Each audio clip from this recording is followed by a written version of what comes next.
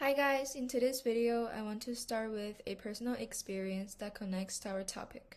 I come from an immigrant background, and when I was in middle school, my mom struggled to communicate with my teachers because she didn't speak English. I still remember the first parent-teacher conference we attended together. My teacher was explaining my progress in class, but my mom couldn't understand a single word. She kept looking at me, hoping I could translate, but I had only just started learning English myself. I tried my best to understand, but I was too nervous and confused to catch everything the teacher was saying. In the end, my mom just nodded and smiled. Even though she had no idea what was going on, that moment stuck with me because I realized how hard it was for my mom to support me in school. Not because she didn't care, but because there were so many barriers in place. That's why our group chose to explore this issue. Our research looks at the role of family and community involvement in early childhood education, especially for low-income and immigrants, and what changes we can make to improve it. So let's take a closer look at the key findings. In the following content of this video, we will accompany the spoken part while showing some ideal school status.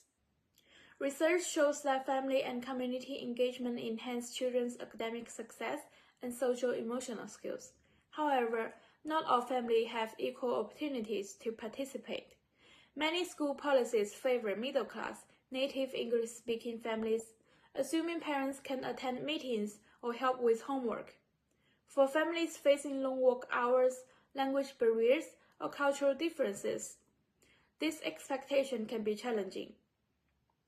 Studies show that high-income parents engage more in home-based learning, widen the gap in access.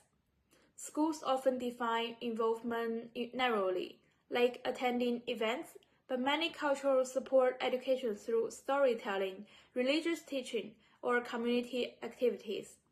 Schools must recognize these diverse forms of engagement to support all families effectively. Cultural differences in how families communicate about education can create significant challenges. As an international student, I often struggle to explain my school experience to my family because their expectations of education are shaped by a different system. They wanted to support me, but their perspective often doesn't align with how school functions here. This is a common issue for many immigrant students. In some cultures, parents see education as the school job, while American schools expect parents to be more actively involved. Some parents also hesitate to question teachers out of respect, which can lead to a lack of communication and support. Language barrier makes things even harder. Many schools mainly use English for communication, make it difficult for non-English speaking parents to stay informed or help with schoolwork. I've seen friends struggle with this, feeling like they have to figure everything out on their own. To bridge this gap, schools need to offer multilingual resources, translation services, and more flexible and inclusive strategies that recognize diverse cultural perspectives and communication styles. Teachers should also reach out more and provide flexible ways for parents to get involved. Workshops explaining the U.S. education system could also help families feel more comfortable.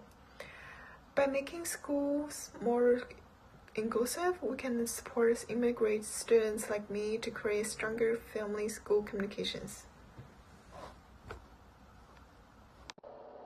To improve family and community engagement, schools should adopt flexible and inclusive policies that recognize different cultural and socio-economic backgrounds.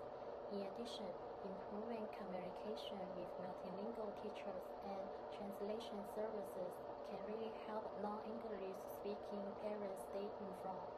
Schools should also offer flexible participation options, for example, evening or weekend meetings and online conferences, so busy parents can join in.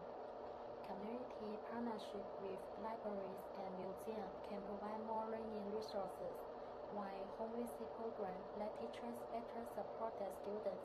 Finally, taking an ecosystem approach where family, school, and community all work together will definitely create a more inclusive and supportive education system for all students.